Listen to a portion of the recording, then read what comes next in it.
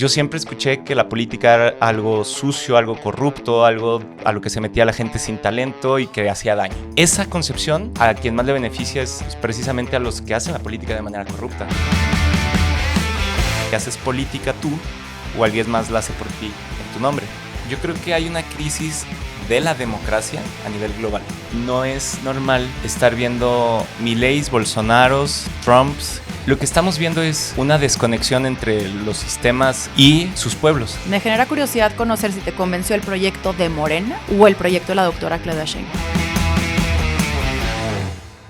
Oye, Pedro, te dicen, a ver, Kuma. Pedro, Kumamoto, Kuma. Porque yo desde que estoy chica te digo Kuma y tú no sabías. Ya lo sabes ahora. Me encanta. No, sí, Kuma está perfecto. Kuma. Kuma o Pedro, lo que te haga más sentido. Pero desde que estás chavo te dicen Kuma o no. Mi familia me dice José, mis amigos de la secundaria me dicen Pedro y Kuma ya fue como más prepa, universidad. El nombre artístico. Mi nombre artístico. Sí, de hecho, el Pedro Kumamoto ya es el nombre artístico porque antes ya era... oficial. Ya, ajá. Es que aparte eres José. Ajá, José Pedro, ¿no? Entonces... José, sí, pues sí. Sí, el José Pedro es más como familia, pero bueno. No, y aparte de Kumamoto, qué buen apellido, japonés. Sí. Esa historia de tu abuelo, cuando la leí, me voló la cabeza. De que iba a llegar a Estados Unidos. Bueno, tu abuelo, si no mal recuerdo, huye de Japón. Sí, después de la Segunda Guerra. Y le toca, pues...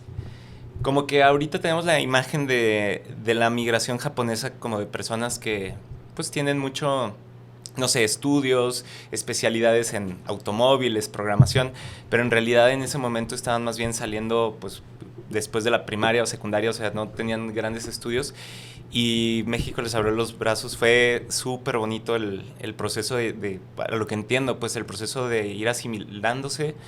Y el otro día me platicaba alguien que estaba estudiando un doctorado en la Universidad de Tokio. Me dice, a ver, ¿tú qué opinas de los turcos? No, pues nada. ¿De los sudafricanos? No, pues nada. ¿De los etíopes? Pues nada. O sea, pues como en todo, ¿no? Hay gente buena, hay gente que no es tan divertida. Me dice, pero en México lo que está cabrón es que la gente tiene un prejuicio positivo hacia las personas japonesas. Y eso no pasa en otras partes del mundo y quiero entender por qué sucede eso, ¿no? Y la teoría de ella es que después de la Segunda Guerra Mundial, precisamente porque hubo campos de concentración aquí en México, después de los campos de concentración, después de pues todo lo que significaba ser japonés, decidieron como comunidad, no sé qué tan consciente o inconscientemente, estar muy presentes, tener tintorerías, tener tiendas de abarrotes, mi abuelo tenía una tienda de abarrotes, ¿no?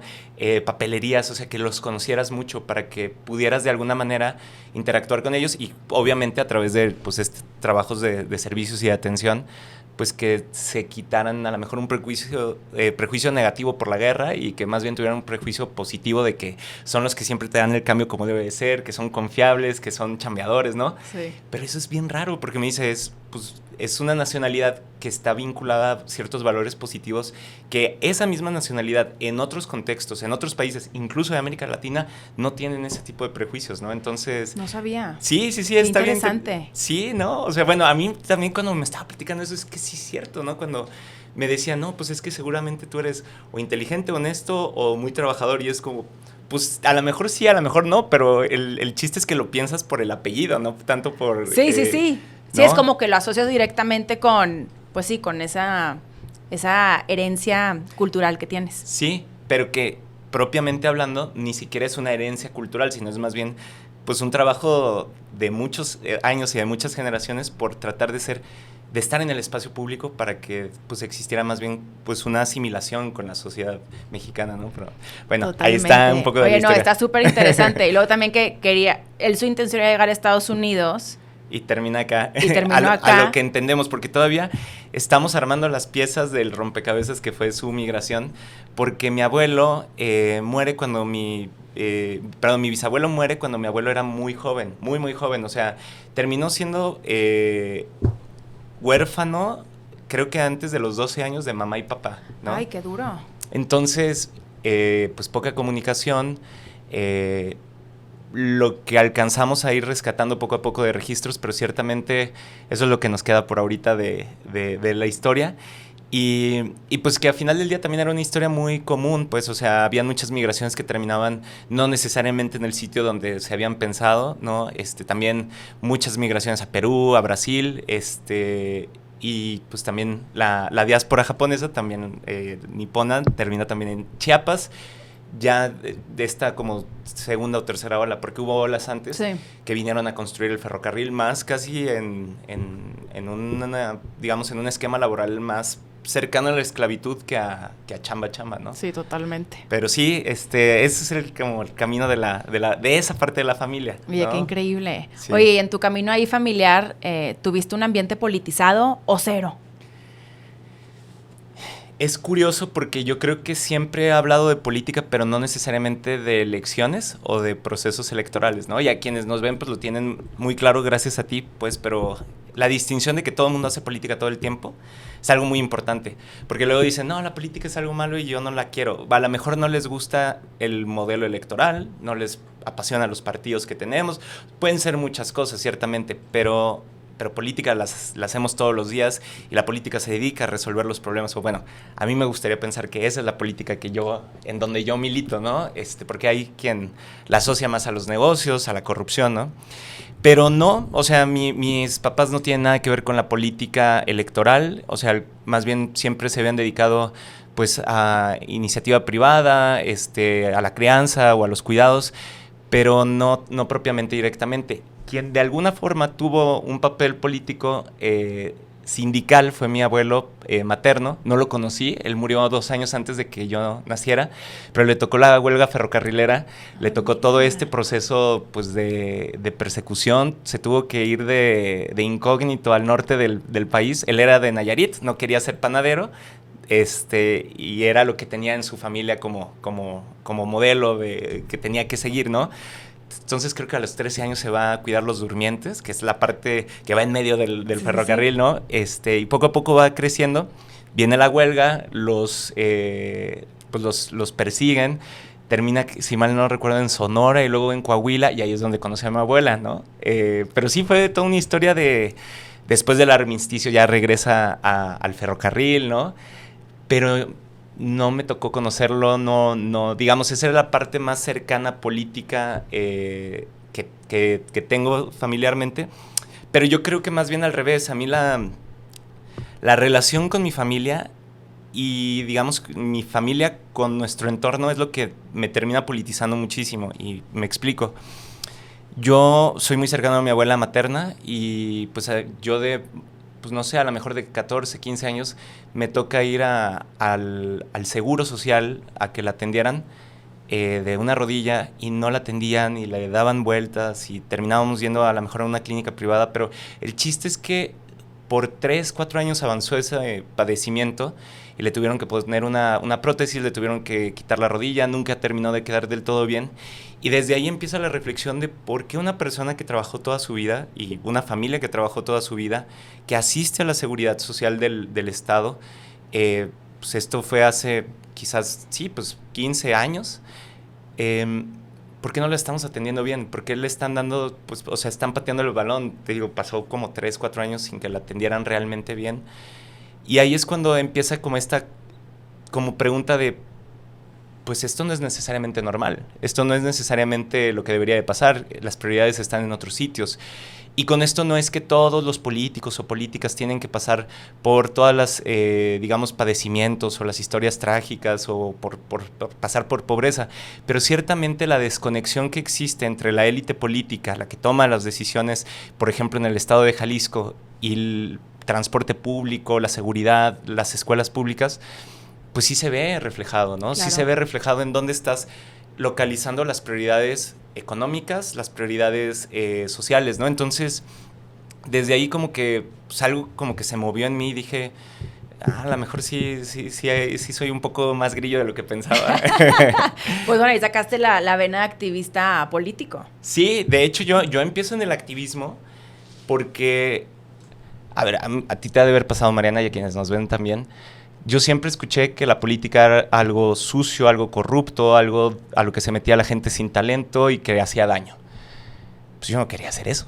Claro. O sea, pues a ver, algo ¿quién así. quiere eso al final del día? Exactamente. Y dos cosas de eso, ¿no?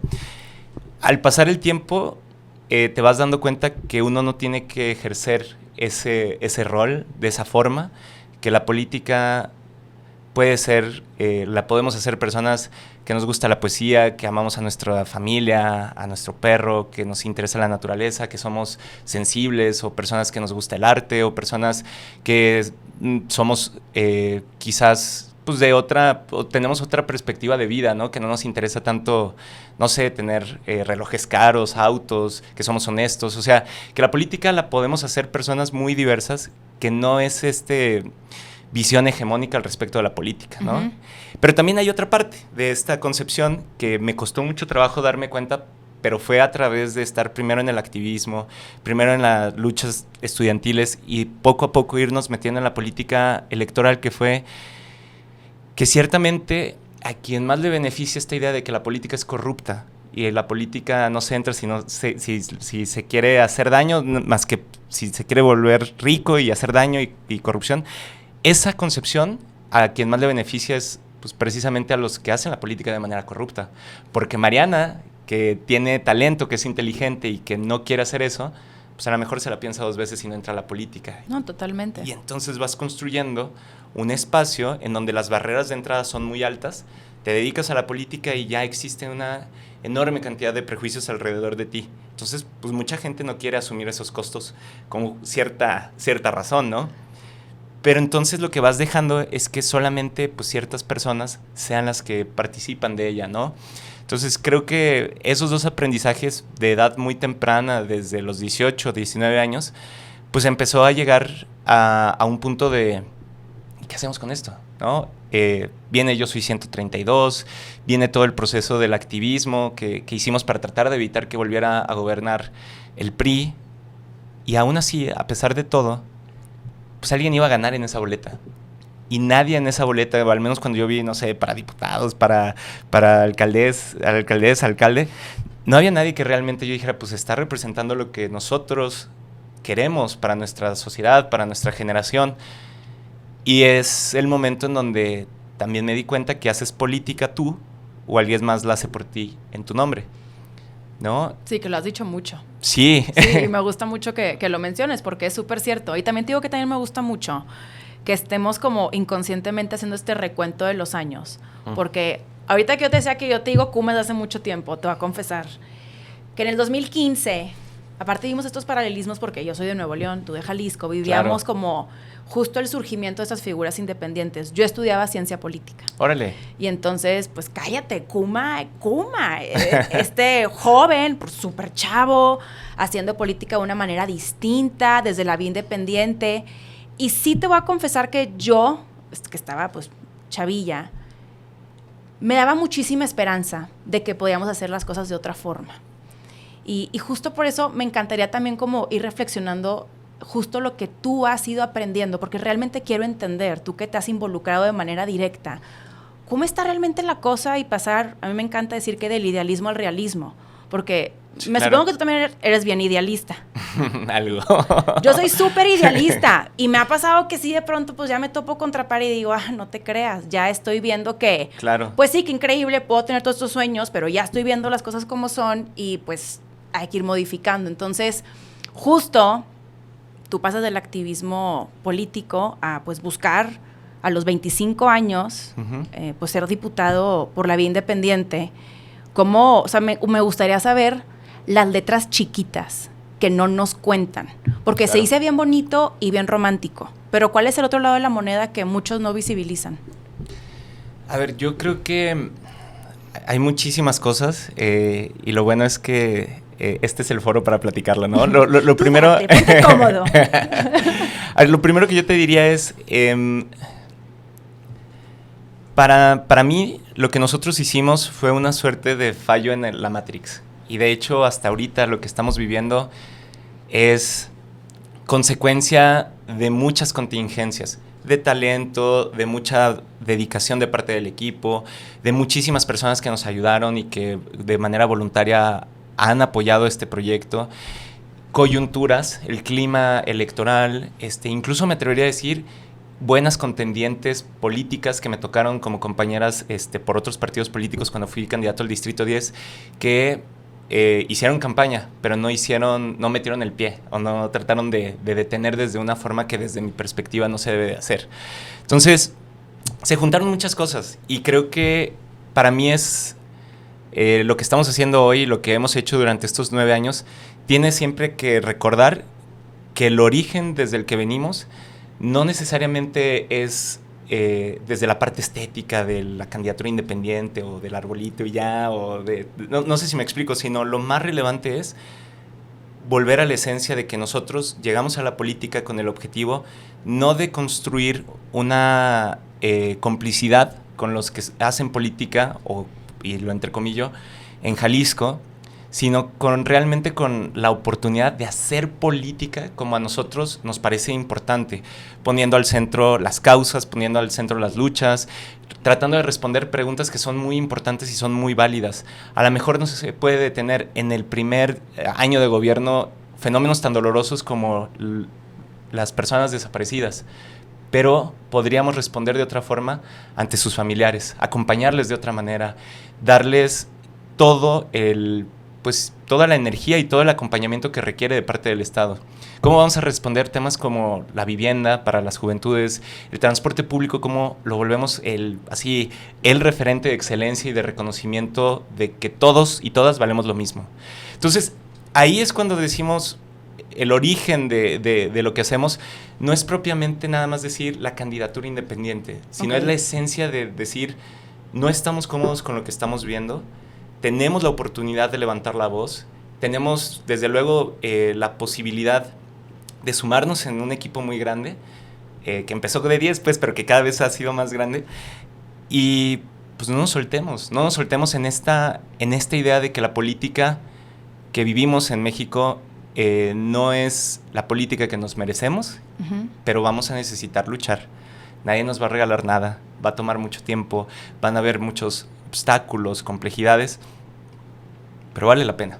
Y eso es como, a lo mejor como el origen para mí, porque mucha gente como que piensa que la parte relevante era, vamos a llamarlo así, la forma legal con la que nosotros podíamos participar, que era la candidatura independiente. Y desde luego que tiene muchas cosas lindas esa figura, y yo siempre voy a estar agradecido por esas oportunidades que me dio la sociedad de Zapopan y de Jalisco. ¿Cómo cuáles son las cosas lindas de esa figura? Por ejemplo, tiene la parte de juntar las firmas, que a mí me parece una de las cosas más emocionantes, porque imagínate, en ese momento yo tenía que juntar, si mal no recuerdo, era como el 3% de las firmas de los electores del Distrito 10, pero al principio nos decían que no, pues, no sé, mínimo, yo creo que el 70%, ¿no? Entonces, ¿qué pasó? Tuve que conocer a muchísimas personas, tuve que tocar muchísimas puertas, terminé hablando con un perico porque pensé que era una persona y que me decía hola, y yo le seguía hablando y hola otra vez, y ahí seguíamos hablando con el perico hasta que nos dimos cuenta que era un perico.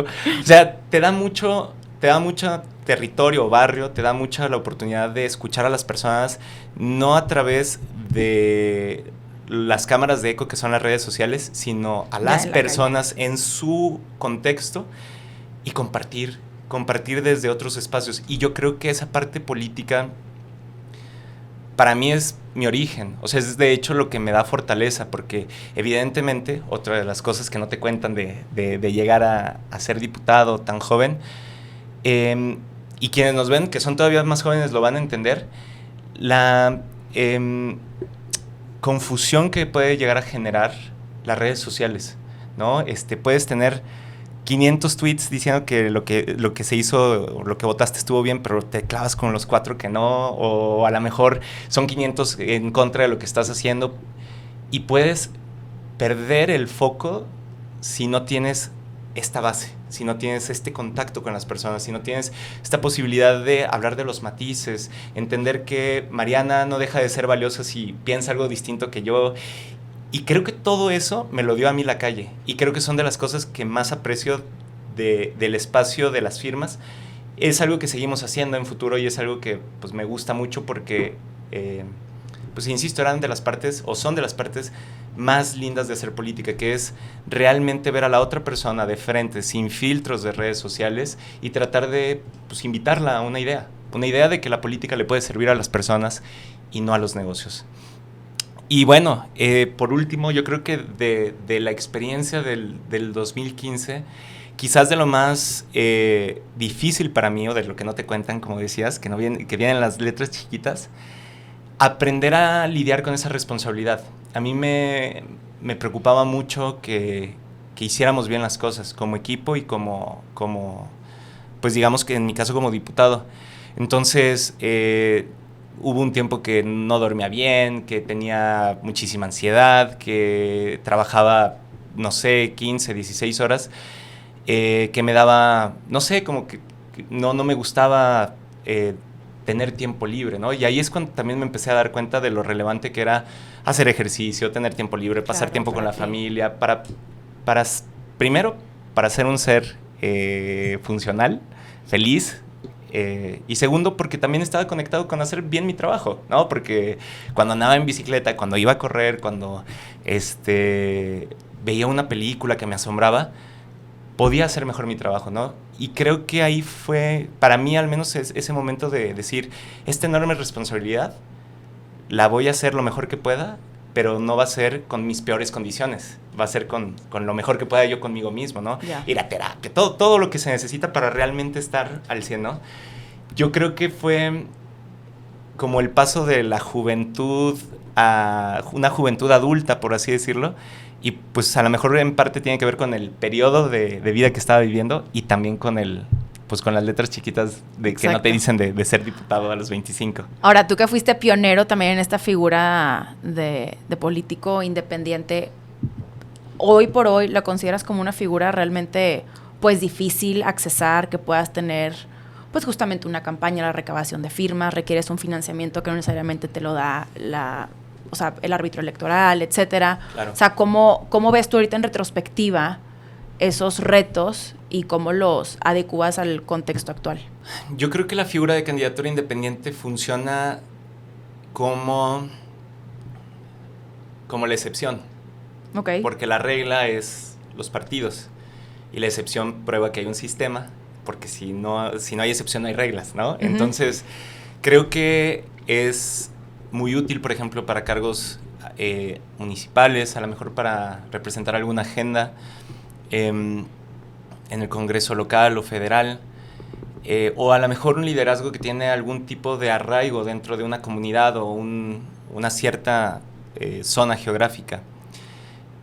Pero, y esa fue en realidad la dura conversación que tuvimos en 2018, pero el sistema mexicano está hecho para los partidos políticos. Totalmente. Entonces, si no quieres ser la excepción, es decir, si quieres realmente construir un cambio grande que no dependa de una persona, porque eso también es algo que a mí me molestaba mucho y me movía mucho de las candidaturas independientes, que parecía que se trataba de un individuo excepcional, no de un equipo, no de una plataforma, no de un proyecto que era un movimiento, que era lo que nosotros teníamos.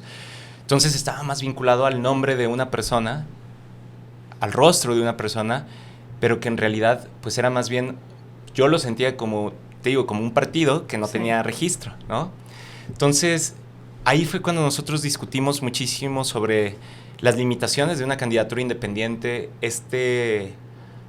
pues exacerbar la individualidad y la relevancia de una persona, y qué tal si mejor construíamos un proyecto colectivo, permanente, porque también ese es otro de los retos. Una candidatura independiente, haces una C, te dan el registro o no, bueno, juntas las firmas, te dan el registro, ¿no? Ganas o no ganas, y se acabó. Como si no existiera política todo el tiempo que no son el proceso electoral. Todo el tiempo estamos haciendo política, ¿no? Entonces, para nosotros sí fue muy claro que si queríamos tener una opción permanente, colectiva, que pudiera estar en todo el estado, teníamos que hacer un partido. Pero la prueba de fuego para mí, la verdad vino cuando alguien me dijo, ¿sí te das cuenta que ustedes, no ustedes, o sea, personas, sino como proyecto, que representan a una parte de la población que votó por ustedes, porque en 2018 votó por nuestra fórmula al Senado 762,000 personas, ¿no? También tuvimos candidaturas a diputaciones locales, sí, y federales. Me decían, ¿están conscientes que ustedes, si hubieran sido partido, habrían entrado 5 o 4 por lo menos por la vía de representación proporcional, pero ojo, no los individuos, sino que pudiéramos de alguna forma balancear cómo estaba el Congreso del Estado de Jalisco, denunciar lo que se hace mal, apoyar lo que se hace bien y sobre todo proponer un programa que era necesario y que sigo pensando que es necesario, que es un programa progresista con una atención especial al medio ambiente, a las causas de los feminismos, a poder poner al Estado realmente al servicio, sobre todo, de quienes ha dejado atrás. Entonces, ahí fue cuando también me quedé pensando, y como equipo lo vimos, que también había una responsabilidad en seguir con un camino y no con otro. Y ahí vino la pregunta, ¿qué es lo importante? Y te la preguntaría a ti también, ¿el destino o el vehículo? ¿No? Y ahí fue cuando dijimos, pues es el destino en lo que nos tenemos que enfocar. Entonces fue iteración tras iteración, primero activismo, después política estudiantil, después candidatura independiente, después varias candidaturas independientes, ahora hacer un partido político ahora en coalición, pero si te soy muy sincero, el destino sigue siendo el mismo, nada más van cambiando los vehículos, ¿no? Entonces esas reflexiones los llevaron justamente a crear Futuro. Exactamente. Ahorita decías que el sistema está hecho para que solo los partidos se mantengan vivos. Pero entonces, en ese sentido, ¿el objetivo es perdurar a lo largo del tiempo? Más bien, yo creo que el sistema está diseñado no necesariamente para que duren los partidos, sino más bien para que puedan gobernar, para que puedan participar en contiendas y ser competitivos. Y creo que eso para nosotros fue un aprendizaje muy importante, porque ahí fue cuando dijimos lo que te platicaba un poco de las diputaciones, ¿no? Pero lo segundo, y para lo que no está hecho necesariamente el sistema, pero a lo que le apostamos, es que los partidos sí sean vehículos ideológicos, vehículos de valores, vehículos de entendimientos compartidos. Hoy te puedes topar a candidatos de MC en un mismo proyecto de partido que opinan exactamente lo opuesto en 20 temas. Depende de dónde seas, ¿no? Depende del MC de Nuevo León, de Ciudad de México. Bueno, pero seamos sinceros, al final del día, en todos los partidos está igual. Para nosotros eso es importante que no. O sea, por ejemplo, Futuro, lo primero que hicimos cuando nos invitó Claudia Sheinbaum a construir esta coalición fue decir 3 cosas esencialmente. Primero, nosotros pensamos en algunas cosas, más bien en muchas cosas iguales que ustedes, y aquí hay una agenda de temas de seguridad, de agua, de medio ambiente, de mujeres, o sea, de personas de la tercera edad. O sea, nosotros tenemos un programa que podemos coincidir. Ahora, también hay otras cosas que nosotros vemos de manera distinta. Tema de la militarización, tema de Dos Bocas, o sea, cosas que nosotros hemos dicho públicamente que estamos en contra. El Tren Maya. Exacto, ¿no? Y entonces, ¿podemos continuar con ello? Sí, justo por eso pues, les estamos invitando a una coalición, no a que te vengas a Morena, sino más bien a que desde estas similitudes, desde estas pues, visiones compartidas y también desde el respeto en lo que vemos de manera distinta, pero ojo, desde ese respeto, no desde claudicar, no desde dejar de decirlo, no, desde plantear, pues en eso no lo vemos igual y por eso somos 2 partidos distintos, ¿no? Uh-huh. Vénganse para acá. Y bueno, lo tercero que hablamos con ella es cómo podemos abrevar, cómo podemos aprender de la experiencia de la Ciudad de México, cómo podemos abrevar y aprender de las experiencias que vienen a la presidencia, ¿no? Entonces, yo lo que te diría es, nuestra apuesta es sí convertirnos en un partido político que lo que más defiende es lo que piensa. En un mundo en que estamos acostumbrados, y te doy totalmente la razón, en que eso no es la norma, pues es también un reto para nosotros que no bajemos la barra, sino que más bien para nosotros sea un tema con el que nos casamos, ¿no? Y lo hemos visto, lo he visto y es, ¿cómo decirlo? Por eso estoy en la política, pues. Porque también esa es otra de las cosas que he aprendido, ¿no? Si lo que buscas es ganar y sentirte bien y cualquier otra cosa, no sé, ser reconocido, la vanidad, cualquier otro tema, la política no debería de ser el lugar para que participes. O sea, ay, no, vete a otro lado. Sí, no, o sea, es que realmente creo que es muy común que te topas con niños rotos dentro de la política, con personas que quieren pasar por encima de otras. Y yo creo que la política que generacionalmente estamos llamadas y llamados a hacer no es desde ahí. Definitivamente es desde un espacio de cómo estas ideas, cómo estas innovaciones ayudan a hacer este país y a nuestros estados pues, más justos, ¿no? Y creo que por eso pienso que es un reto todos los días el estar apostándole a las causas en el camino, cuidar a las personas y teniendo muy claro cuál es el objetivo. Previo a irme ahorita a esta alianza que haces en Zapopan, en Jalisco, con Morena, el Partido Verde, PT y Hagamos, me quisiera ir un paso para atrás para conocer tu opinión respecto a esto de que si hay o no una crisis de partidos actualmente en México. Yo creo que hay una crisis de la democracia a nivel global. Es decir, no es normal estar viendo Mileis, Bolsonaros, Trumps, Miloni, Vox, Le Pen, ¿no? Los retos que estamos viendo también en India, ¿no? Entonces, lo que estamos viendo es una desconexión entre los sistemas, el sistema político que tenemos o una buena parte de las democracias occidentales y sus pueblos. Estamos viendo también cómo el dinero, no es una novedad, esto es desde Cicerón, pero cómo el dinero corrompe las elecciones, cómo los medios de comunicación, las noticias falsas, la inteligencia artificial, el deepfake, tuercen las condiciones del debate y finalmente cómo se explotan los sentimientos de que la democracia no han cambiado mi vida, no la han hecho mejor, no me han hecho ganar más dinero, no me han hecho tener más seguridad. Y entonces, a esos sentimientos legítimos de decir, pues esto no me está respondiendo a mí, le está respondiendo evidentemente a una élite muy clara, pues entonces vienen estos movimientos que tratan de lucrar con esa sensación de insatisfacción. Y eso creo que es muy peligroso. Creo que está pasando en muchas partes del mundo y creo que en México, pues evidentemente también está pasando, porque cuando tienes que las 10 personas más ricas de este país concentran la riqueza de casi la mitad más pobre, pues algo está pasando mal. Es decir, nada en contra de que haya riqueza. El tema tiene que ver con cómo un sistema responde a muy pocos y deja de responderle a la inmensa mayoría. Entonces, yo sí veo que estamos en medio de quizás el amanecer de una crisis, pero ojo, también yo lo diría desde otra lógica, la enorme oportunidad que eso significa para reformar cómo pensamos las democracias, para cómo hacemos no solamente una defensa que se tiene que votar en una urna y eso es lo más importante, ¿no? A ver, mezclemos nuestro sistema, pongamos otras herramientas y otras innovaciones a jugar dentro de nuestro sistema político. Voy a poner un ejemplo.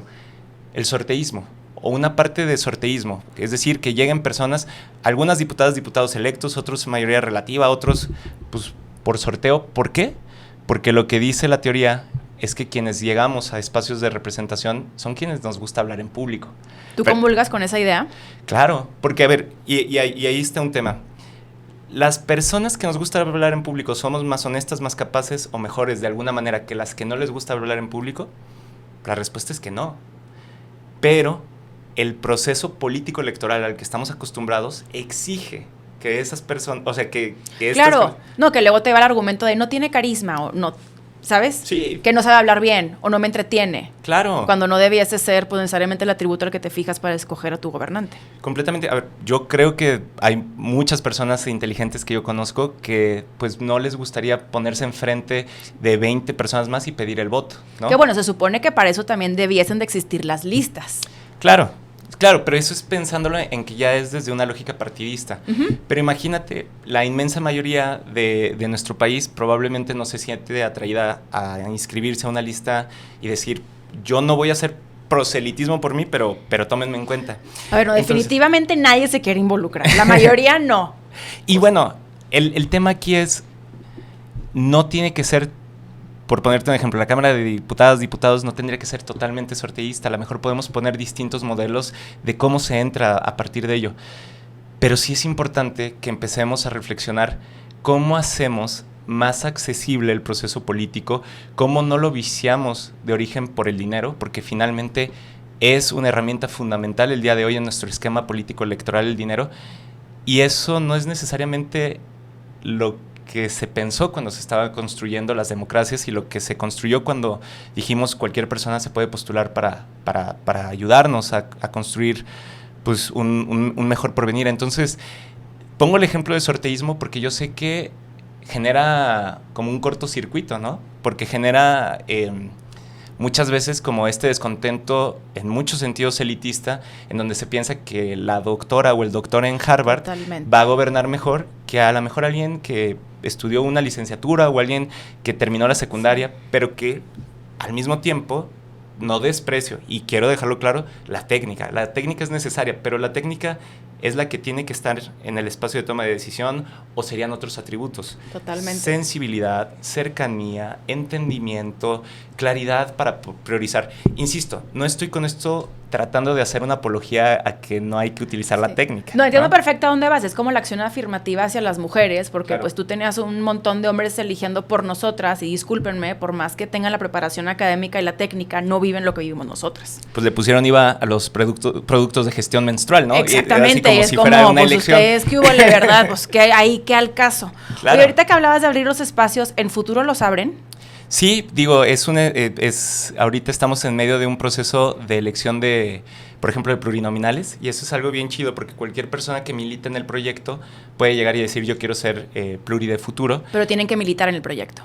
Por ahora sí, okay. Igual después podríamos, creo que ahorita que lo pienso, creo que también hay oportunidad para externos como candidatas y candidatos, pero la militancia es, digamos, para la representación proporcional, y está muy chido porque lo votan las delegaciones, que son como pues quien gana dentro de su asamblea municipal es la o el delegado, votan, le dan un puntaje, y creo que ahorita tenemos como unas 25, 30 personas que están levantando la mano para eso, ¿no? Entonces, sí, o sea, sí creo que es importante. Evidentemente pesa si haces un trabajo interno, si tienes causas, si tienes historia, pues lo que ¿no? sí, justo es lo que tienes que, el trayecto que debes de seguir para que de pronto igual pues ten ese voto de confianza, por así decirlo. Exacto, pero la enorme diferencia es que, por ejemplo, la presidencia no dice esta es la lista y ya, sino es más bien, pues es una construcción de quién quiere levantar la mano, 1 y 2, qué opinan las y los delegados, y pónganle un puntaje, asistan a los debates que acaban de pasar ahorita, por eso lo tengo fresco. O sea,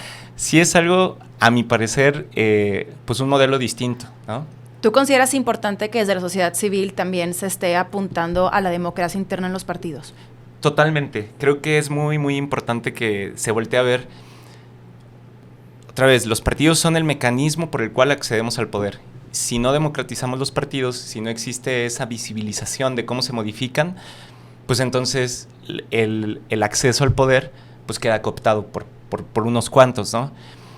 Creo también que luego la idea de sociedad civil en política electoral como que genera chispas para algunos, pero yo creo que es normal, creo que es importante, creo que es legítima, y creo que es muy necesaria que estén todas las voces pues abriendo sus puntos de vista. O sea, este planteamiento no es solamente para sociedad civil, es para medios de comunicación, es para académicos. Todos tenemos una perspectiva ideológica de las cosas. Decir yo soy objetivo es una mentira. Lo que sí puedes hacer es decir yo tengo estos sesgos y desde este lugar yo hablo y esto es lo que yo creo. Eso no significa que vas a ser grosero con quien piensa de manera distinta, pero sí significa que, como pasa en Estados Unidos, los medios dicen, nosotros tenemos este endorsement, ¿no? O sea, yo tengo el respaldo, sí. ¿Tú crees que pasa eso en México también? Eso pasa en México, pero no lo decimos así. Es decir, no aceptamos que tenemos ideología. Es la sociedad civil, la academia, los medios de comunicación. Es muy raro encontrar a personas que de manera como proactiva y abierta te dicen yo milito en estas ideas, yo creo en esto, que ojo, no necesariamente todo va a ser militancia electoral, pero sí va a ser, pues yo creo en estas cosas, y por eso vamos a tener esta perspectiva, sin perder el rigor, sin perder el trabajo fino de hacer bien la chamba periodística, académica, etcétera.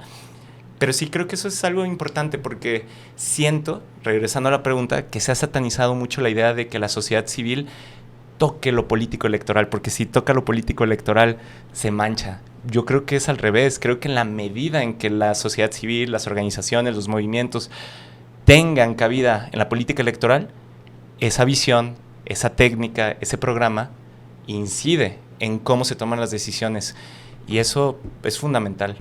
Ahorita dijiste mancha en adjetivo calificativo, y pues para muchos, hablando de manchar, esta decisión que han tomado desde Futuro de ir en coalición con Morena ha manchado su imagen. ¿Por qué aliarse con Morena? O sea, ¿qué fue lo que los llevó a tomar esa decisión? Nosotros tomamos, y quiero empezar diciendo nosotros, porque fue una decisión de partido, fue una decisión colectiva, fue una decisión que duró más de un mes en debates, que terminó con una votación abierta a la militancia.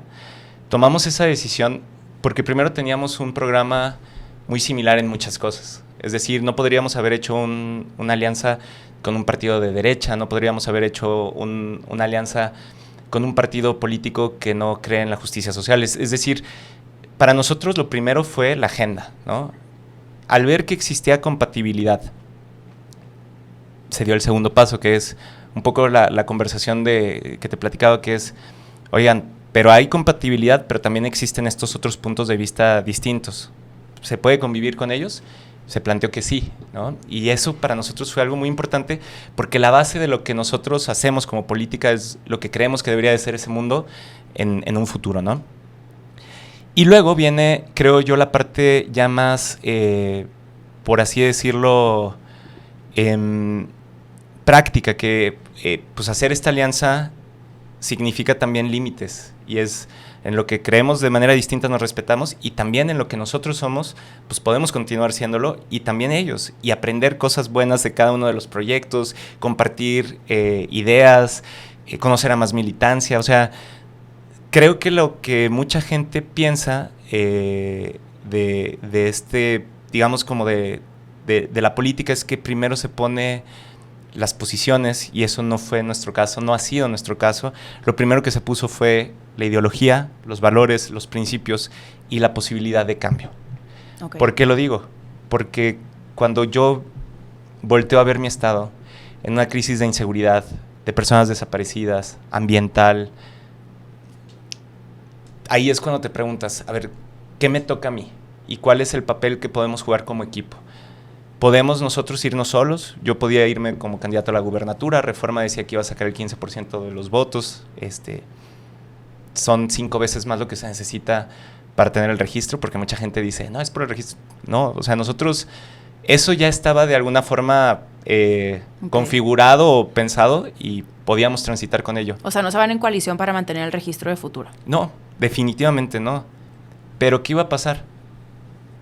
Iba a pasar que nos iban a volver a gobernar los mismos que nos tienen en estas crisis, que nos han gobernado por ya casi una década. ¿Quiénes son los mismos? Los naranjas, Movimiento Ciudadano, ¿no? Ahí fue cuando nosotros dijimos, tenemos que hacer esta coalición, porque pensamos de manera muy similar en muchas cosas, porque respetamos en lo que no pensamos igual, y porque podemos construir un cambio para Jalisco y para Zapopan, que de otra manera no lo vamos a poder construir. Y pues ahí es donde empezó ya el camino de construir la alianza, de construir la coalición, en donde, pues te digo, a mí me da mucho gusto poder platicar en estos espacios. Ni una exigencia de absolutamente nada de cambiar de perspectiva, nada de, no sé, como llamadas de atención o censura. Por el contrario, lo que me he encontrado y nos hemos encontrado es con un espacio en donde pues todas y todos podemos militar nuestra perspectiva política sin necesidad de claudicar en nada, ¿no? Y yo creo que pues de eso pues uno tiene que estar muy agradecido. O sea, en términos pragmáticos, la coalición responde a la necesidad de ganar. La necesidad de cambiar Jalisco. Okay. Y lo quiero poner en... Pero para cambiarlo necesitan ustedes ustedes están buscando tomar el poder para cambiarlo. Claro, pero solamente si se entiende desde ahí, porque voy a poner otro ejemplo. Si fuera solamente ganar por ganar, desde hace muchos años yo hubiera ido a otro partido político, okay. me hubiera acabado en las filas naranjas, pues me invitaron varias veces, Enrique Alfaro me invitó varias veces. O sea, lo que trato de platicar o de compartir es que para nosotros lo principal es que podamos llegar a un espacio político a cambiar las cosas, sin tener que claudicar en lo que creemos. Y tomar otra estrategia hubiera sido precisamente eso. Kuma, en un plano más personal, sabiendo tú toda la trayectoria que has tenido, también lo que has representado para muchas generaciones, especialmente para nuevas generaciones, ¿te fue fácil tomar la decisión? Digamos que tiene como 2 etapas. A ver, la primera parte es la que emociona, ¿no? Es decir, hay muchísimas coincidencias, vemos las cosas muy parecidas en estos temas. Qué alegría poder sumarse con alguien que piensa de tu misma forma. Platicar con Claudia Sheinbaum para mí fue muy importante. Hemos platicado ya en varias ocasiones y es una mujer brillante, es una persona que se nota que entiende muy bien el proceso de la administración pública, que tiene causas. O sea, fue muy chido poder conocer pues perfiles que yo pues a lo mejor en tele la conocía, ¿no? Pero nada más, ¿no? Y ver sus razones y el porqué, y ver que existían una coincidencia muy grande. Hasta me atrevería a decir que esta idea de ser científica y yo ser ñoño, pues como que la parte de estudiar mucho nos gusta, ¿no? No sé si me explico, o sea, como que hubo muchas coincidencias y clics a nivel político, electoral, pero también a nivel personal y de historia de lucha y de vida. Entonces esa parte fue muy disfrutable y fue muy asombrosa. Creo que esa es la manera en la que la definiría. Y la otra parte, que no fue necesariamente muy pública, pero sí fue muy, pues la más importante en el sentido de mi familia, con Ana, con mi esposa, conmigo mismo, fue ¿para qué estoy en la política? O sea, otra vez regresando a lo que te platicaba. Estoy en la política para que volvamos a tener el registro, para que vayamos creciendo poco a poco, para mantener de alguna forma esta parte intacta de quién, de la opinión que puede tener un tercero en otro lugar que no te conoce. O estoy en la política precisamente por lo que vi en el hospital con mi abuela. Y ahí fue cuando dije, no me puedo equivocar, o sea, no podemos no tomar esta decisión, porque van a existir seguramente quien tenga una opinión distinta sobre esto. Y qué bueno, aparte, porque qué bueno que existen opiniones diversas al respecto de una decisión política. Pero no puede ser que yo deje pasar, o al menos esa es la parte que yo vivo, ¿no? De tomar una oportunidad que puede cambiar la vida de las personas para bien, por un miedo a qué dirán. Expliquémoslo, no hay nada que ocultar, todo es transparente. Te lo platico así porque fue un proceso que nosotros dijimos, tenemos que platicarlo 1000 veces, tenemos que dialogarlo muchísimo, tenemos que construir una votación abierta, porque creo, y te lo digo también como desde el corazón, que tomamos la decisión adecuada, y fueron estos 2 procesos los que más estuvieron presentes en el camino de decidir cómo teníamos que hacer las cosas. Entonces no es un poder por el poder, no lo hicimos propiamente para ganar. Obviamente nos pone en una mejor posición, pero tiene que ver más bien con tomar una oportunidad para cambiar la vida de las personas para bien. Y bueno, ha sido un camino bien interesante. Oye, hay un buen de gente en Jalisco y también en México que sienten que hacer esta coalición con Morena es romper con lo que prometiste en tus inicios. ¿A ellos qué les dices? Bueno, primero que tienen mi respeto. O sea, creo que eso es algo muy importante, porque frente a las críticas trato de escucharlas todas, trato de ser muy receptivo y de ser una persona abierta, porque finalmente todos tenemos algo de verdad en lo que estamos planteando y lo que trabajamos, entonces, o lo que decimos. Entonces, desde ese lado, primero tienen mi respeto y mi escucha. Segundo, me atrevería a decirles que lo que hemos sido, lo que soy, pues eso sigue intacto. En todo caso, otra vez, no es el vehículo o es el destino. El destino sigue siendo el mismo. El vehículo, pues ahora vamos acompañados por una pléyades de más personas, de más proyectos, de más empuje, de más fuerza, pero hacia dónde queremos llegar sigue siendo lo mismo. Y lo tercero, una reflexión que es, me la hacía un buen amigo que no estaba tan de acuerdo con esto. O sea, mucha gente cercana a ti también te ha dicho que no estoy de acuerdo, Kuma. Claro, porque tienen la cercanía para decirlo y porque saben que no soy alguien intransigente.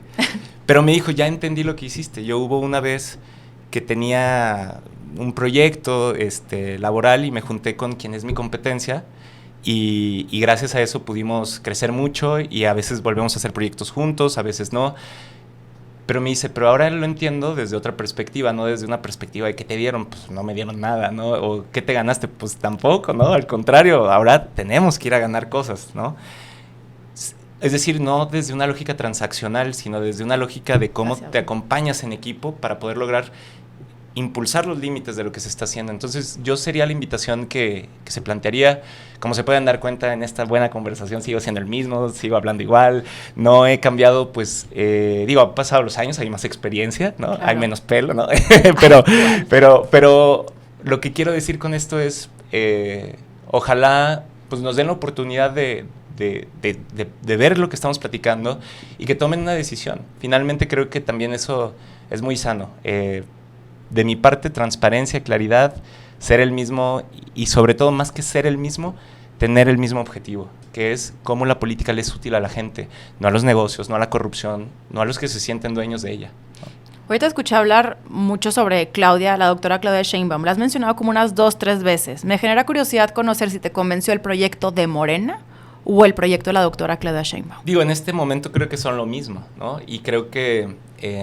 ¿Son lo mismo? En la coyuntura que estamos viviendo, desde luego que sí. Okay. Fíjate que, claro que las instituciones son muy importantes, pero las personas pues somos quienes hacemos las instituciones.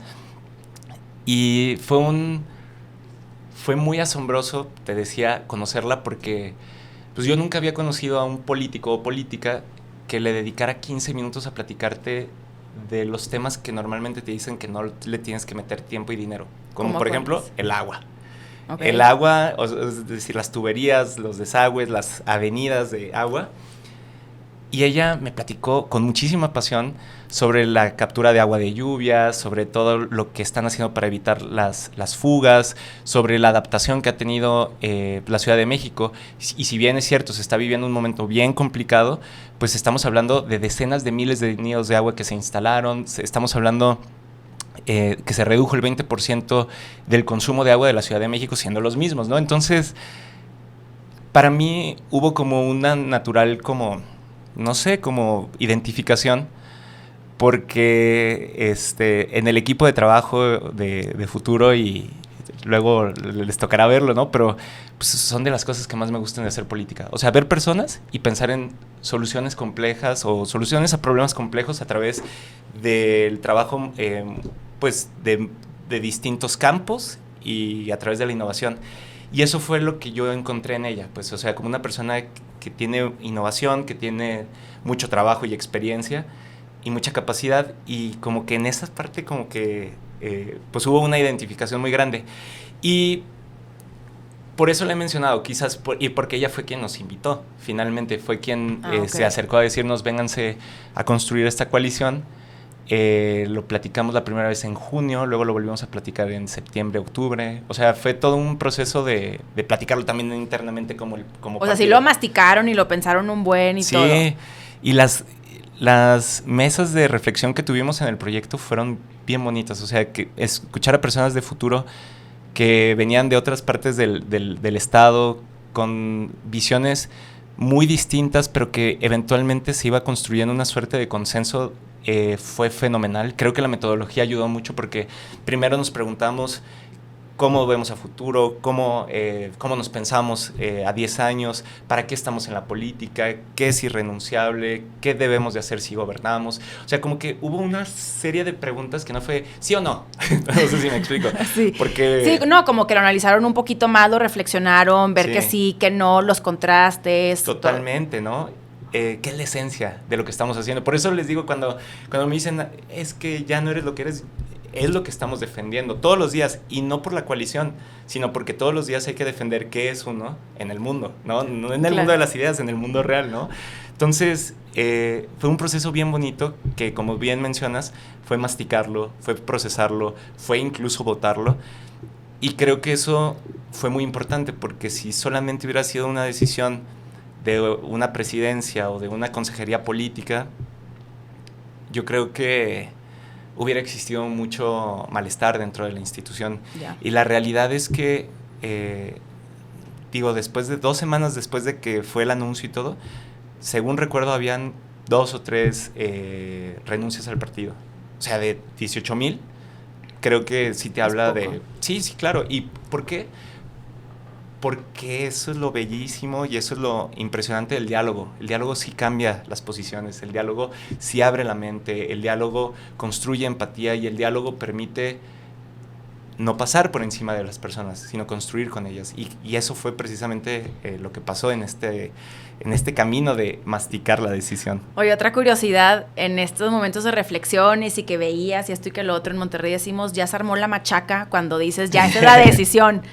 Cuando ya se había armado la machaca, que dijiste, bueno, ya voy a hacer el anuncio, ¿sí veías venir la reacción, claro, no necesariamente positiva, de quienes te apoyaron, sectores empresariales, académicos, etcétera? ¿Sí lo tenías previsto? O sea, ¿no te tomó por sorpresa? Sí, o sea, somos conscientes del contexto que vivimos y desde luego que sabíamos que iba a existir quien en lo público y en lo privado te apoyaran y quien no, ¿no? Y quien te lo dijera de otra manera. Y salvo muy escasas excepciones, no hubo sorpresas. La verdad es que más bien... Ya lo veías venir.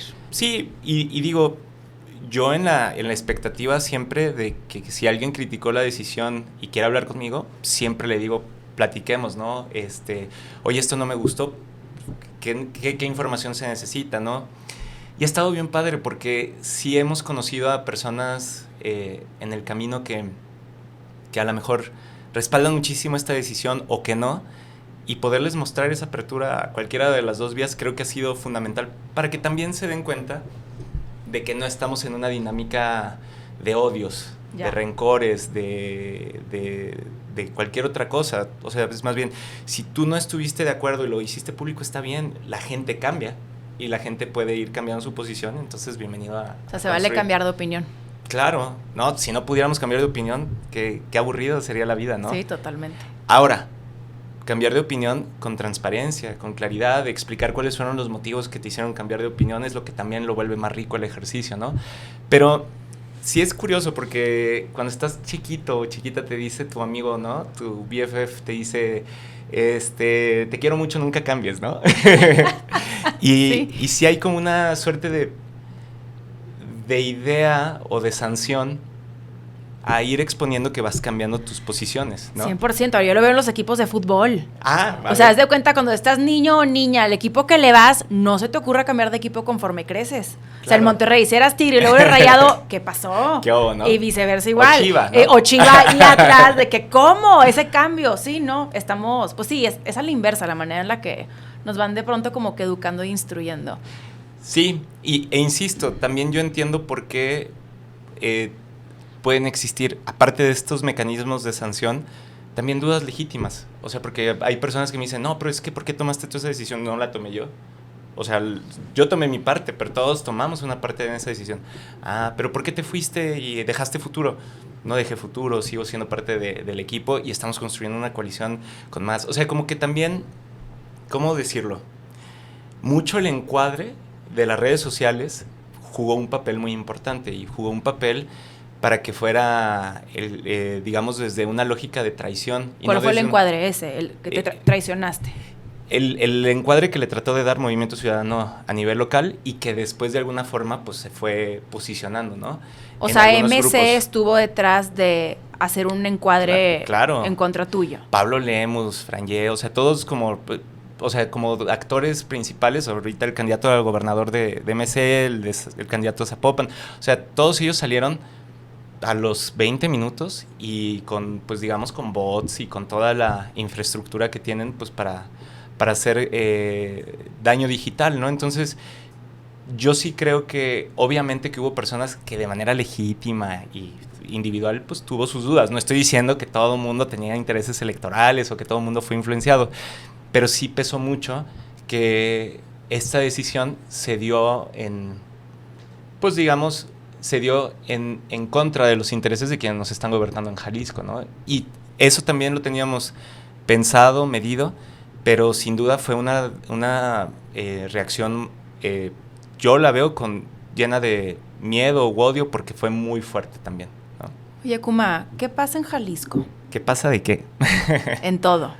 O sea, quiero que me cuentes tú, tu diagnóstico, tus perspectivas respecto a tu estado. ¿Qué cosas ves positivas en la actual gestión de Enrique Alfaro? ¿Áreas de oportunidad? Bueno, Jalisco lo que tiene es que tenemos quizás una de las clases gobernantes más insensibles y alejadas de la sociedad que hemos tenido en los últimos años. ¿Por qué lo digo? Regreso, ¿no? Por ejemplo, Zapopan pasó del 54% de percepción de inseguridad del año pasado a ahora 65%. O sea, creció casi en un 11% según el INEGI. La percepción. La percepción de inseguridad. Pero también hemos sido durante muchos años pues un estado que está en la parte de arriba de los tops de homicidios, de crímenes de alto impacto, de personas desaparecidas. Y todo esto, desde luego que duele y mueve, porque hoy en Jalisco la sociedad, yo me atrevería a decir, no conoces a nadie que no tenga una persona de alguna forma cercana que esté buscando un familiar desaparecido, ¿no? Entonces, estamos en un momento muy duro de crisis de violencia, de inseguridad, sumado a la falta de preparación que por muchos años se tuvo para temas como el agua, o sea, para poder brindarle agua al área metropolitana de Guadalajara, pero también todo Jalisco, porque estamos en uno de los estados que tiene mayor estrés hídrico. Y desde luego la deforestación por tala clandestina, deforestación por temas relacionados con la industria agro irregular, por así plantearlo. Y ahí es cuando dices las prioridades quizás de las personas de a pie, que puede ser pues que tengamos agua, que podamos respirar el aire o que podamos salir a caminar y no tener miedo, no están cubiertas. Y frente a eso, lo que nosotros alcanzamos a ver pues es una enorme corrupción, un enorme alejamiento de la clase política de las causas y de las luchas de las personas, y es por eso que nosotros estamos en la política. Finalmente, y digo nosotros, no me refiero solamente a mí, sino muchas personas pues decimos frente a eso, tenemos que hacer algo y organizarnos y trabajar, ¿no? Eso es un poco de lo que pasa en Jalisco. Pero luego igualmente, por ejemplo, lo que me llama la atención es que yo voy viendo las encuestas y MC sigue liderando. Entonces el elector no está viendo ese diagnóstico que me compartes, si lo ve o qué sucede. Yo creo que ya se van. Y creo que lo que hemos visto es un efecto más bien de crecimiento por parte del Movimiento Ciudadano a nivel estado y a nivel municipios. Entonces eso es algo muy importante. E insisto, no lo digo yo, está en el Grupo Reforma o está en distintos medios impresos. Lo segundo que pasa es que MC juega el papel del PAN-PRI a nivel nacional, pero en Jalisco, en lugar del PAN-PRI, digamos la oposición al gobierno del presidente, pues lo abandera este Movimiento Ciudadano. Entonces esa es una dinámica que a lo mejor quienes nos ven de otras partes del país no la alcanzan a dilucidar como pues pasa acá. Pues o sea, acá es quizás la gente que está convencida del proyecto de MC, pero mucha otra, pues es más bien oposición al gobierno federal. Entonces ahí es donde se alcanzan a hacer modificaciones sobre sobre la percepción o sobre la intención de voto. Lo cierto, y digo, acaba de salir, es que hace 2 semanas el electorado de Jalisco decía que el 67% va a votar por Claudia Sheinbaum, ¿no? Entonces yo creo que no necesariamente hay una pulsión de continuidad, sino por el contrario, de cambio. Y, por ejemplo, Guadalajara, que es el municipio que gobernó Enrique Alfaro y luego Pablo Lemus, ese municipio muy probablemente lo van a perder por no menos de 15 puntos en el próximo proceso electoral. Sería muchísimo. Eso habla mucho de este signo de malestar, porque a lo mejor, no sé, un gobierno municipal que no ha tenido el signo de MC, pues pueden haber algunas personas que digan, no, pues que vengan, no hay problema, ya ha gobernado el estado. Pero quienes ya vivimos en municipios, como es el caso de Zapopan, con 3 administraciones de ellos, pues lo que se está pidiendo y lo que se está buscando es el cambio. Tú has sido muy vocal respecto al papel que juega Movimiento Ciudadano. Me gustaría también conocer si tú comulgas con esta idea de que MC Nuevo León, MC Jalisco y MC al nivel legislativo son distintos entre sí. Claro, son distintos y lo hemos visto en muchas ocasiones. Te pongo un ejemplo concreto. Susana de la Rosa, que es diputada de Futuro, propuso el derecho de la interrupción del embarazo en el Congreso del Estado de Jalisco, y quienes han detenido la iniciativa es Movimiento Ciudadano.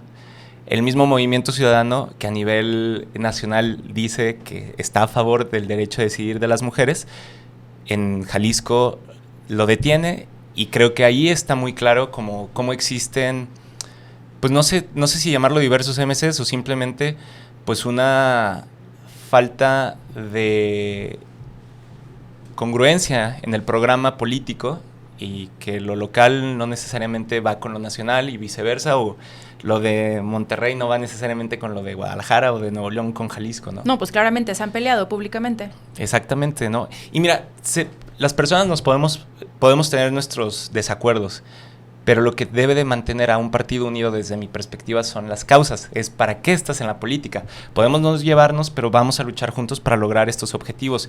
Y eso es lo que creo que pues no tienen, porque finalmente, al menos en Jalisco, se alcanzan a entender, o nosotros los vemos, como pues una construcción a partir de intereses particulares. Y creo que es precisamente por eso que ya es cada vez más visible, pero nosotros llevamos, yo creo que como 8 o 7 años diciendo lo que piden allá no lo hacen aquí, y lo que exigen allá no nos lo dan a nosotros. Entonces creo que ha sido un camino de muchos años de ser vocales al respecto de eso.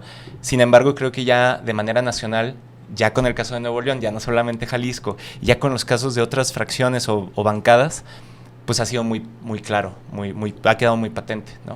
Me interesa mucho también tu opinión sobre esto. Me supongo que viste las declaraciones que hizo el presidente López Obrador respecto a cómo el clero en Guerrero negocia con el crimen organizado.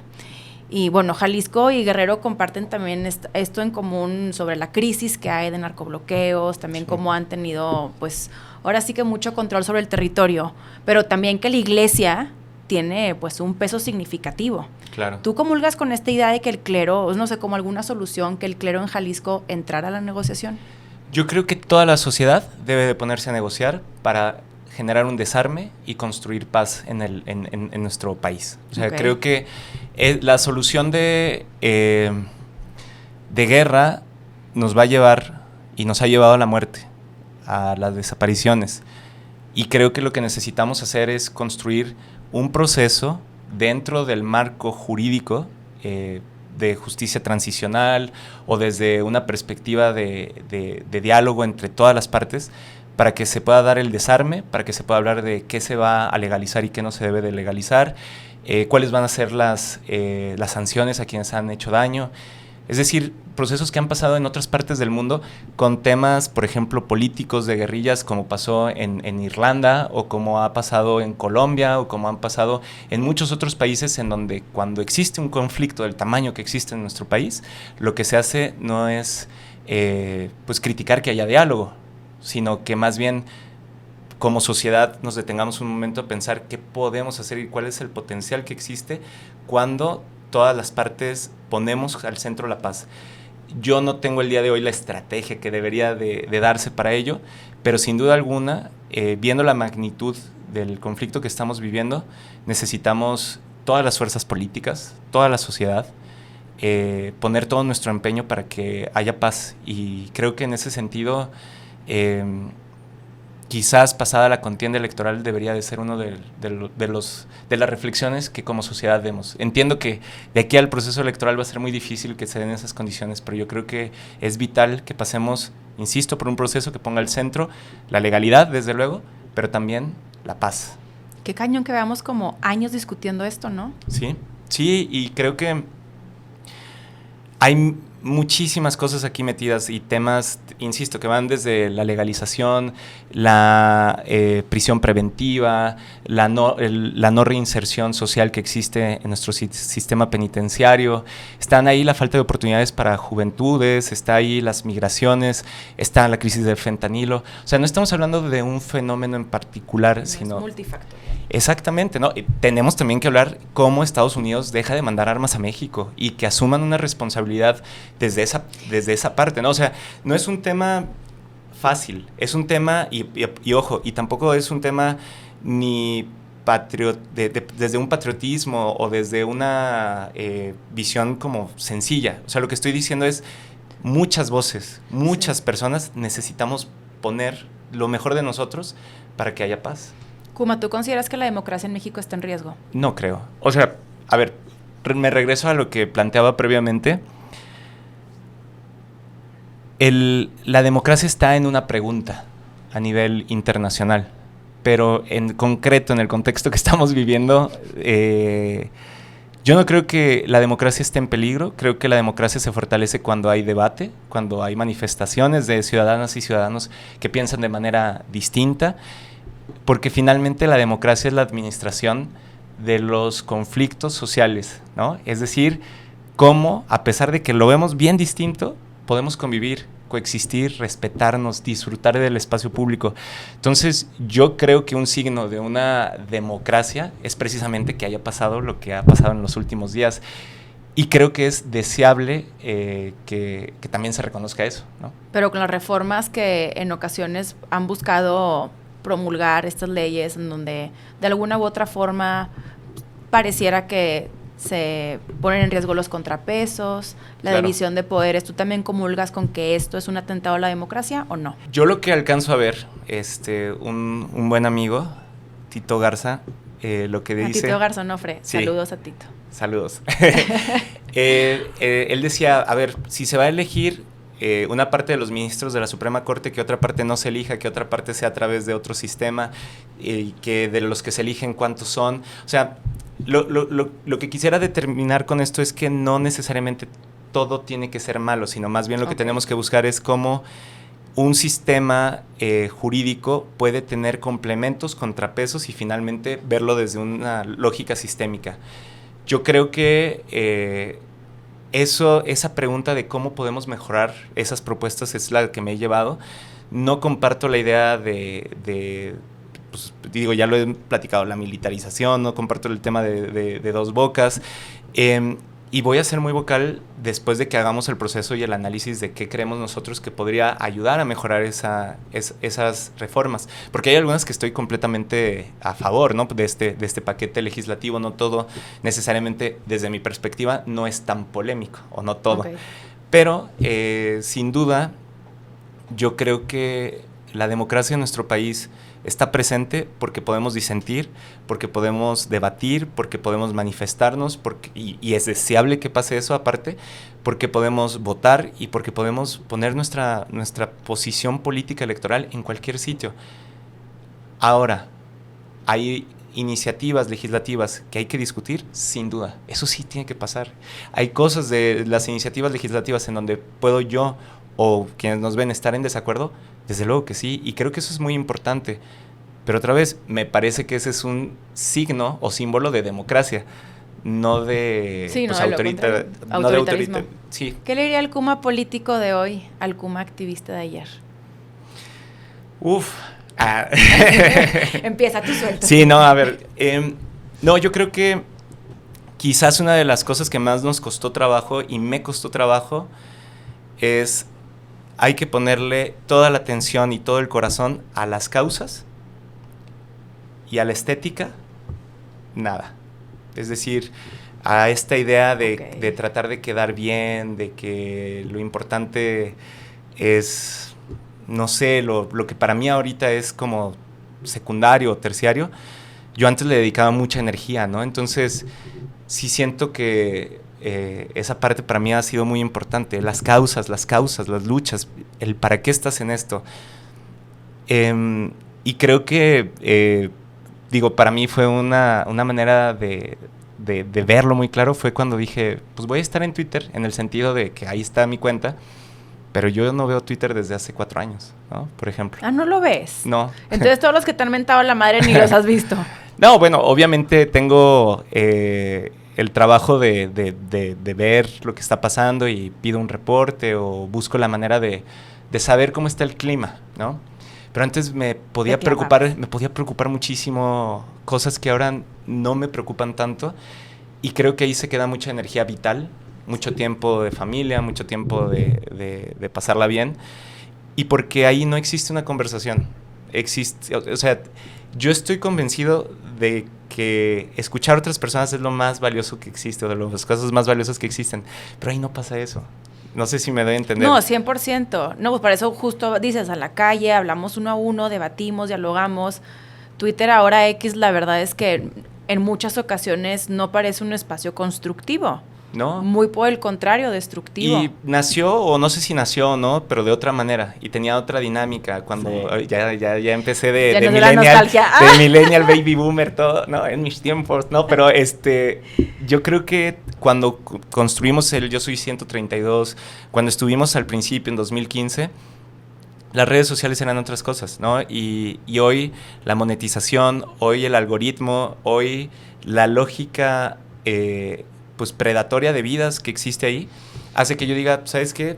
Pues a lo mejor no estás de acuerdo conmigo, está bien, no tengo ningún tema, pero yo me voy a ir con mi causa, no sé si me explico. Sí. Y si hay algo que yo entienda que tienes razón, desde luego desde una empatía, desde la capacidad de dialogar, pero eso para mí ha sido pues muy importante, que esa energía vital que le dedicaba a lo mejor a las redes sociales se la dedique a la gente, a las personas, todo el tiempo que se pueda, ¿no? Pues sí, es parte de madurar.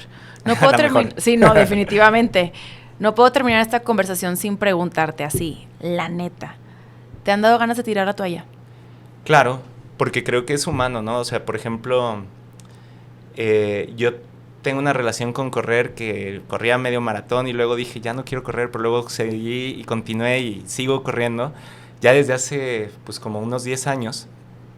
Y siempre hay días que no quieres, sí, hace más frío, la cobija se siente mejor, no sé.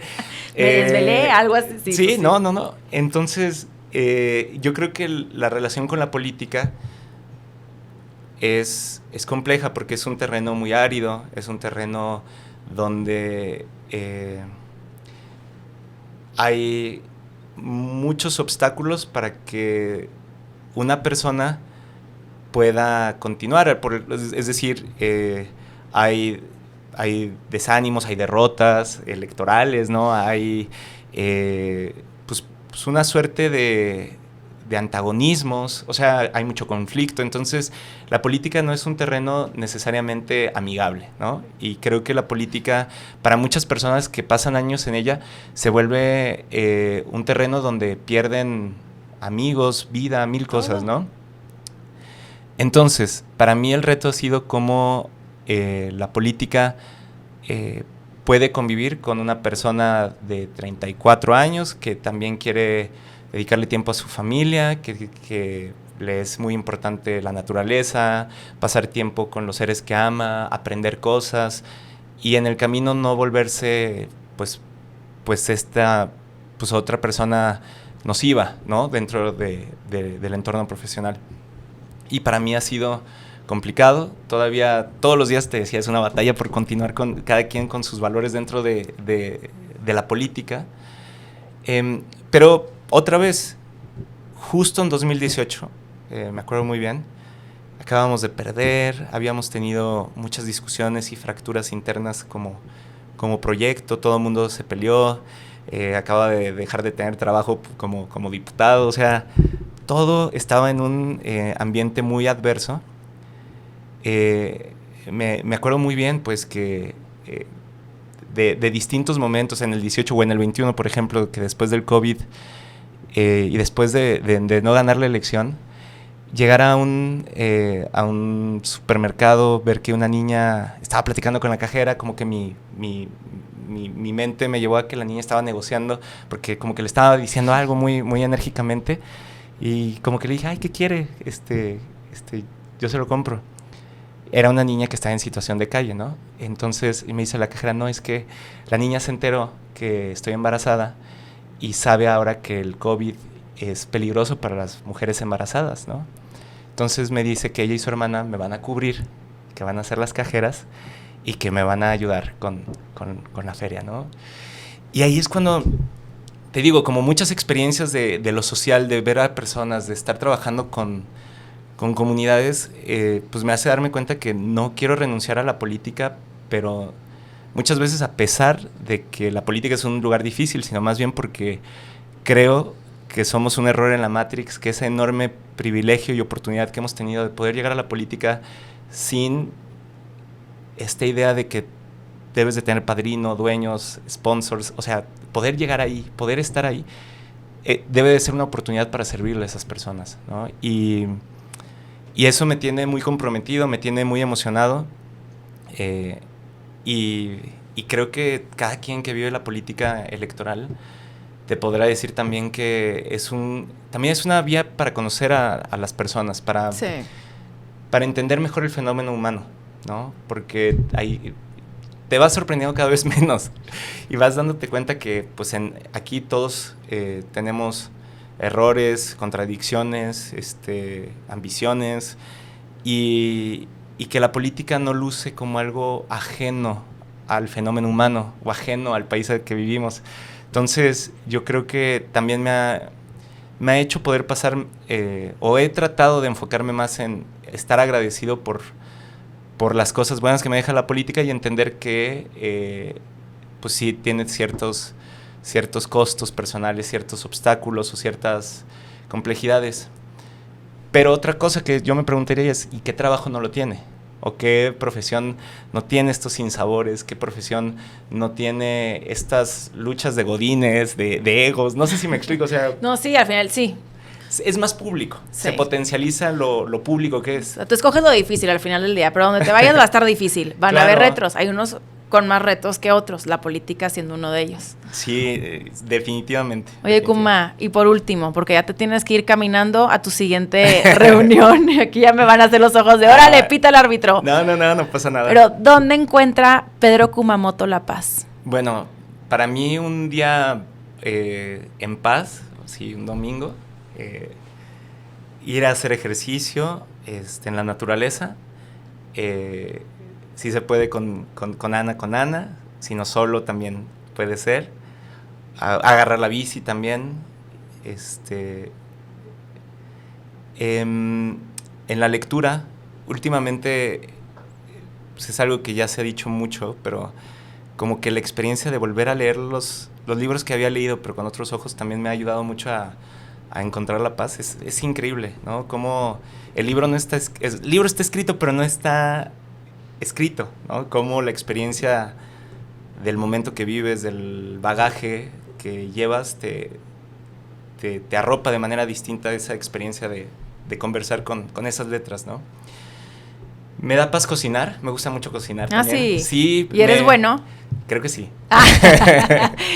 pero, ¿sabes? Así como enfocarme en una tarea y saber los pasos, porque al principio a Ana le daba mucha risa, porque siempre he cocinado, pero no cocinaba mucho. O sea, cocinaba mucho las cosas que ya sabía cocinar, pero no cocinaba cosas nuevas o muy complicadas, y le daba mucha risa porque pasaba horas y horas, de verdad, horas viendo videos de cocina. Hasta que un día empecé a cocinar ya que curries o comida oriental, o sea, ya así. Elevado el asunto. Sí, y comida mexicana y lo que fuera, pero le daba mucha risa que estaba muy enfocado en aprender, o en aprender antes de ejecutar. Y como que sí me lleva a un terreno donde no sé, como que estoy muy entregado en eso, ¿no? En la tarea. Me da paz estar en la azotea con mi perro. Son muy bonitos los atardeceres en Zapopan. ¿Cuántos perros tienes? ¿Solo uno? Uno. ¿Qué raza es? Es pastor zapopano, ¿no? Es mezcla de todos los perros y a lo mejor un tlacuache por ahí. Saludos a Paul. O mejor dicho, wow. ¿Y qué más? Fíjate que también ha sido muy complicado para mí en el proceso de la coalición. Mi abuela le dio COVID, estuvo a punto de morir durante 2 semanas, estuvo así al límite. Y también esa es otra cosa que aprendí, que con lo complejo que había sido lo político, con el duelo que estaba viviendo, por suerte está viva, está sana, está está recuperándose, ¿no? Pero que sí era también un proceso que se tiene que procurar muchísimo. O sea, porque como que la paz muchas veces lo asociamos con la ausencia de preocupaciones, y no, es toda una disposición y todo un entendimiento y toda una claridad vital de decir, yo quiero estar en el momento, estar concentrado en esto y estar en la posibilidad, es agradecido, ¿no? Agradecido con tener su mano, agradecido con con que esté aquí, agradecido con lo que ya vivimos, con el sándwich que me hacía los viernes cuando tenía 8 años. O sea, como que sí, para mí fue un proceso también de aprender que en medio de la tormenta pedir que deje de llover. Sí, sí, sí. No es construir como esa paz interior, sino es más bien pues encontrar una gotera que te da risa, o a lo mejor que ya te agarraste más fuerte de las cuerdas en este barco que está lloviendo. No sé, ha sido algo, yo creo que de lo que más orgulloso me siento de mí en este momento, porque fue un momento muy difícil, muy doloroso, y justo también a lo mejor por eso pude convivir mejor con todo el tema de las críticas, ¿no? Porque lo más importante, lo más importante que hay en mi vida es mi familia, mi abuela, bueno, toda mi familia, ¿no? Entonces, pues sí fue procurar eso, y pues es un poco de lo que me da paz de como hobbies, pero también como actitud hacia lo que estamos viviendo. Qué lindo, me encantó tu analogía. Gracias. No lo había visto de esa forma, pero sí, qué lindo. Kuma, de verdad que gracias a ti por haberme regalado tu tiempo, espacio encantado para platicar. Me encantó conocer ahora sí que de manera mucho más personal y directa a quien yo estudiaba y leía cuando estaba en mis clases en ciencia política. Entonces te lo agradezco muchísimo, disfruta mucho. No, gracias, yo también lo disfruté muchísimo. Qué gran conversación procuras y generas. Y sobre todo felicidades por este espacio, porque creo que ay, gracias. El impulso es enfrentarnos, descalificarnos, alejarnos, y creo que este espacio es totalmente lo opuesto. Explicar, comprender, tratar de sentir que lo que yo veía desde acá se ve de manera distinta, y creo que eso es uno de los antídotos a esta pregunta sobre la democracia a nivel internacional, pero también aquí en México.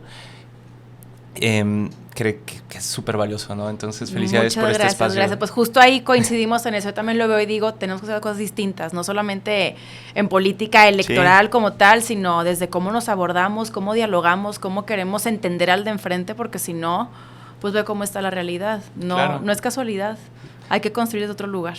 Y frente al impulso más general, que es no hacerlo, felicidades. Gracias por lo que hacen, y gracias a quienes lo ven, porque también es una comunidad bien linda que creo que más bien justo hace preguntas más que emite juicios, y eso es oro. Muchísimas gracias. Kuma, pues espero tenerte pronto nuevamente para ver cómo va a ser el recuento de los años, qué haces y demás. Muchas gracias. Chingón, muchísimas gracias. A ti.